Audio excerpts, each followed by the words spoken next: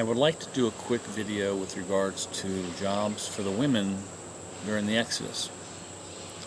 And the first question somebody should say is, why are you, a man, trying to tell me, a woman, how to do a job? I think it's really more of a factor that I can see and identify what these jobs will be. I can tell you the jobs that I've seen for me to have to do, or hopefully that I'll have to do, and they are not what my normal heart could handle and do, so I've had to ask the Creator for the heart to do the jobs. And that, I've already given you the second half of this video. That is the second half of the video, to ask for the heart from the Creator to do the job. So let's kind of walk it through. Now again, most women would look and say, okay, well, the job during the Exodus is to deal with the family unit and to grind manna and make some bread. And that may be true at least initially, but very quickly those jobs are going to probably fall on others for making the bread. So I don't see that as being this gigantic issue for us. And anybody who has a manual grinder who says it takes 3 hours to grind the grain for a family, and I dispute your issue that that's not big, and I would agree with them. That's a long time to grind grain. Whether manna is smoother and faster to do it than wheat, I don't know. Just, it's out there. There's certainly going to be work involved. That being said, when you look at what the jobs for the warrior men will be during the Exodus, you can see that we will be bringing in a lot of girls and women and some men into our group. And all of them are going to have emotional trauma on a level unparalleled in human history.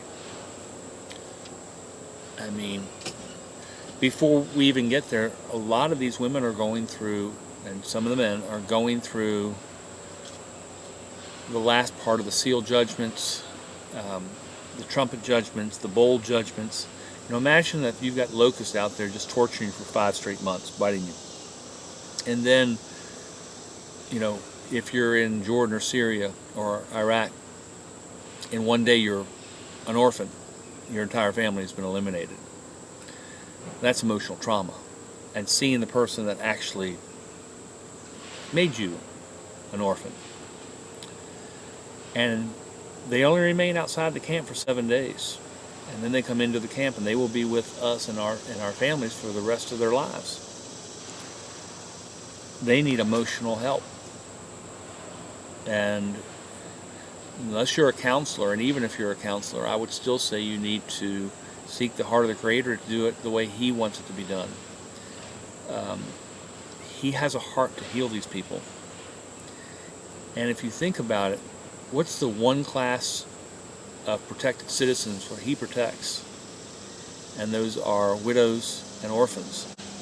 And these are going to be orphans. So He is by definition protecting these people, which means it's our job to protect them and to take care of them.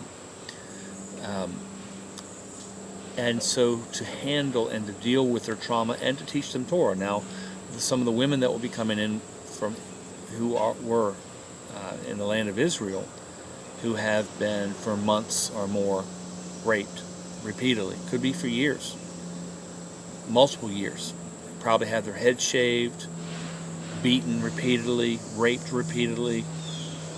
I mean, just tremendous emotional scarring. The men who were there, they've been beaten repeatedly. Again, emotional scarring, tremendous. They're going to need help.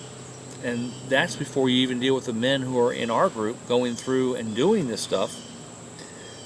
They're going to have some emotional scarring. And whose job does that fall to? That falls to the women in our group to help heal them. Creator will deal a lot, and the Messiah will deal a lot, but on a day-to-day basis, I think that's going to be for the women in our group. And you may have, and most women have, that type of nurturing soul, but this is on a completely different level. And I think we need to really seek the heart of the Creator to do that.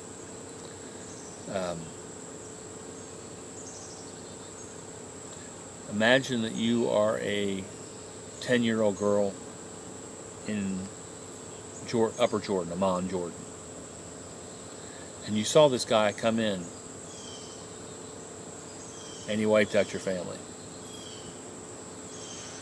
Now imagine the additional trauma of being in a group of a family of 50 other girls or 20 other girls who have all went through the same exact trauma.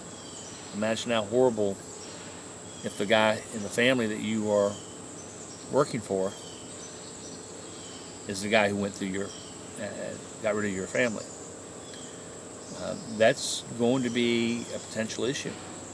And so we're talking tremendous emotional scarring on a level uncomprehended and certainly unparalleled in human history.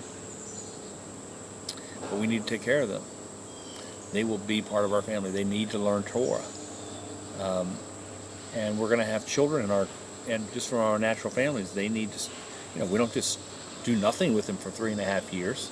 We don't just say, okay, well, we'll start your schooling when you're 8.5. You're 5 now, but we'll start it later.